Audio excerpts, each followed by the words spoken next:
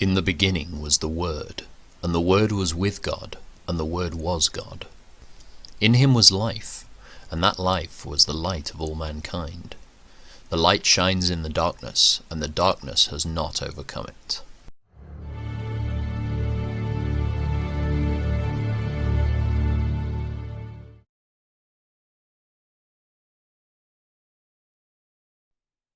About that time, King Ben-Hadad of Aram mobilized his army, supported by the chariots and horses of 32 allied kings. They went to besiege Samaria, the capital of Israel, and launched attacks against it. Ben-Hadad sent messengers into the city to relay this message to King Ahab of Israel. "This is what Ben-Hadad says. Your silver and gold are mine, and so are your wives and the best of your children." "All right, my lord the king," Israel's king replied. "All that I have is yours." Soon Ben-Hadad's messengers returned again and said, "This is what Ben-Hadad says. I have already demanded that you give me your silver, gold, wives and children. But about this time tomorrow I will send my officials to search your palace and the homes of your people. They will take away everything you consider valuable." Then Ahab summoned all the elders of the land and said to them, "Look how this man is stirring up trouble. I already agreed with his demand that I give him my wives and children and silver and gold." "Don't give in to any more demands," all the elders and the people advised. So Ahab told the messengers from Ben-Hadad, "Say this to my lord the king. I will give you everything you asked for the first time, but I cannot accept this last demand of yours." So the messengers returned to Ben-Hadad with that response. Then Ben-Hadad sent this message to Ahab: "May the gods strike me and even kill me if there remains enough dust from Samaria to provide even a handful for each of my soldiers." The king of Israel sent back this answer: "A warrior putting on his sword for battle should not boast like a warrior who has already won." Ahab's reply reached Ben-Hadad and the other kings as they were drinking in their tents. "Prepare to attack," Ben-Hadad commanded his officers. So they prepared to attack the city. Then a certain prophet came to see King Ahab of Israel and told him, "This is what the Lord says. Do you see all these enemy forces? Today I will hand them all over to you. Then you will know that I am the Lord." Ahab asked, "How will he do it?" And the prophet replied, "This is what the Lord says. The troops of the provincial commanders will do it." "Should we attack first?" Ahab asked. "Yes," the prophet answered. So Ahab mustered the troops of the 232 provincial commanders. Then he called out the rest of the army of Israel, some 7,000 men. About noontime, as Ben-Hadad and the 32 allied kings were still in their tents drinking themselves into a stupor, the troops of the provincial commanders marched out of the city as the first contingent. As they approached, Ben-Hadad's scouts reported to him, "Some troops are coming from Samaria." "Take them alive," Ben-Hadad commanded, "whether they have come for peace or for war." But Ahab's provincial commanders and the entire army had now come out to fight. Each Israelite soldier killed his Aramean opponent, and suddenly the entire Aramean army panicked and fled. The Israelites chased them, but King Ben-Hadad and a few of his charioteers escaped on horses. However, the king of Israel destroyed the other horses and chariots and slaughtered the Arameans. Afterward the prophet said to King Ahab, "Get ready for another attack. Begin making plans now, for the king of Aram will come back next spring."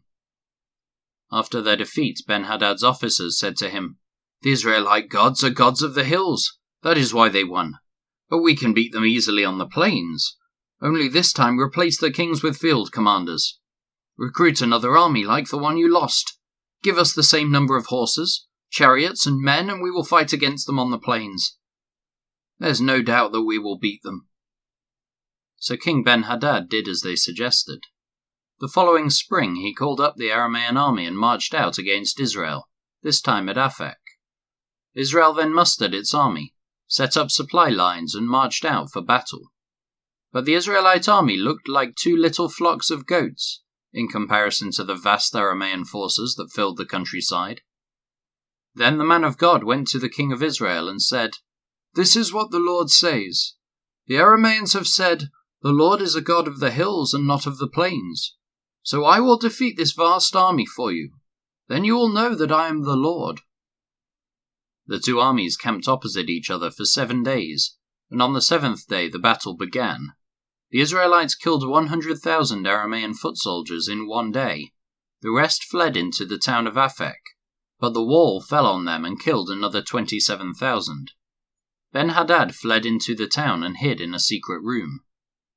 Ben-Hadad's officers said to him, "Sir, we have heard that the kings of Israel are merciful, so let's humble ourselves by wearing burlap around our waists and putting ropes on our heads and surrender to the king of Israel.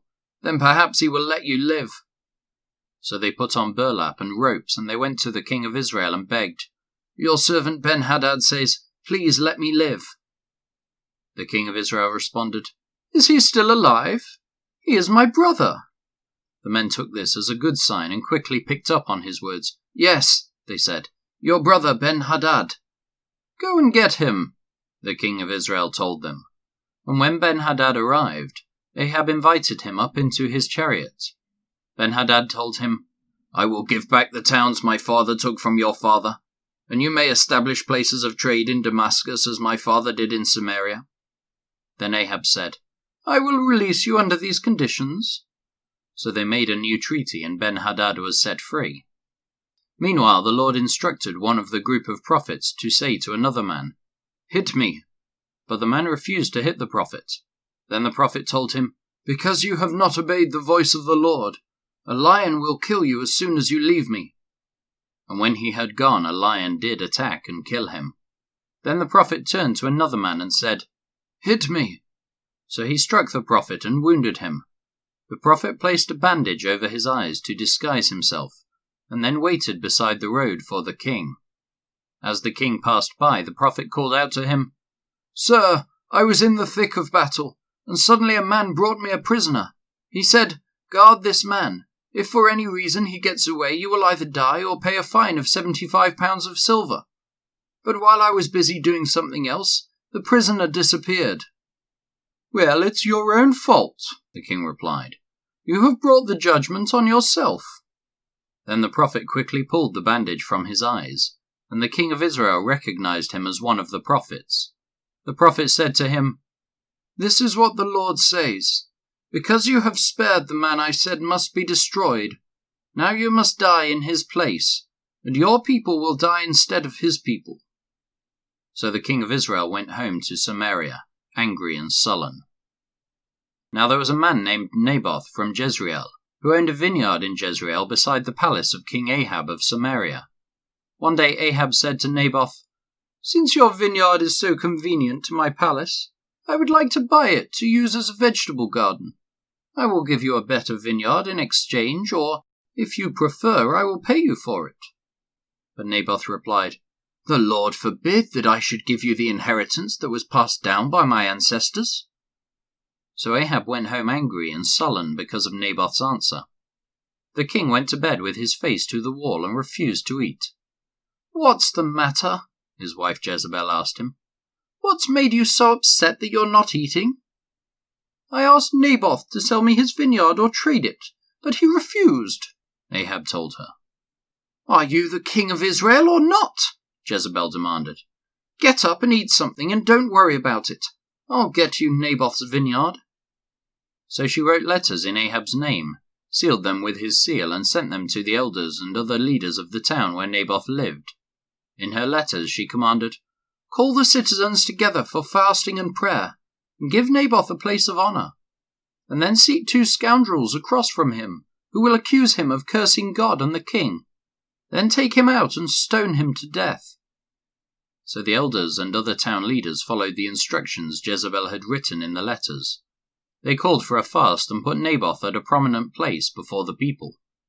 Then the 2 scoundrels came and sat down across from him, and they accused Naboth before all the people, saying, "He cursed God and the king." So he was dragged outside the town and stoned to death. The town leaders then sent word to Jezebel, "Naboth has been stoned to death." When Jezebel heard the news, she said to Ahab, "You know the vineyard Naboth wouldn't sell you? Well, you can have it now. He's dead." So Ahab immediately went down to the vineyard of Naboth to claim it. But the Lord said to Elijah, "Go down to meet King Ahab of Israel, who rules in Samaria. He will be at Naboth's vineyard in Jezreel, claiming it for himself. Give him this message. This is what the Lord says. Wasn't it enough that you killed Naboth? Must you rob him too? Because you have done this, dogs will lick your blood at the very place where they licked the blood of Naboth." "So, my enemy, you have found me," Ahab exclaimed to Elijah. "Yes," Elijah answered. "I have come because you have sold yourself to what is evil in the Lord's sight. So now the Lord says, I will bring disaster on you and consume you. I will destroy every one of your male descendants, slave and free alike, anywhere in Israel. I am going to destroy your family, as I did the family of Jeroboam son of Nebat, and the family of Baasha son of Ahijah, for you have made me very angry, and have led Israel into sin. And regarding Jezebel, the Lord says, dogs will eat Jezebel's body at the plot of land in Israel.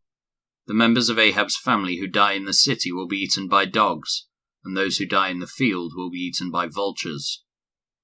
No one else so completely sold himself to what was evil in the Lord's sight as Ahab did under the influence of his wife Jezebel.